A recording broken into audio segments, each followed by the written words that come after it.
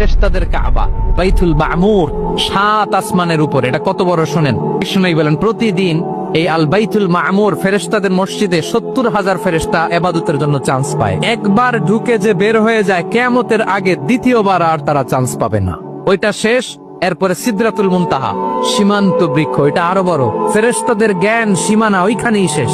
এর উপরে কি হয় ফেরেশতারা আর জানে না। সিদরাতুল মুনতাহার এরিয়া শেষ, এরপরে শুরু হয় আল্লাহুল মাহফুজ, কোরআনের বাড়ি। এটা মিন দুররাতিন বাইদা, সাদা ঝকঝকে ডায়মন্ড দিয়ে আল্লাহ বানাইছে। আমাদের সবার তাকদীর ভাগ্যলিপি ওইখানে লেখা। ওইটা শেষ, এরপরে শুরু হয় লা জামান লা মাকান এরিয়া। ওইখানে কোনো জামান নাই, মাকান নাই, no time no space area শুরু। ওইখানে কুরসি, যেখানে আল্লাহ পা রাখেন বা কুদরতি পা রাখেন।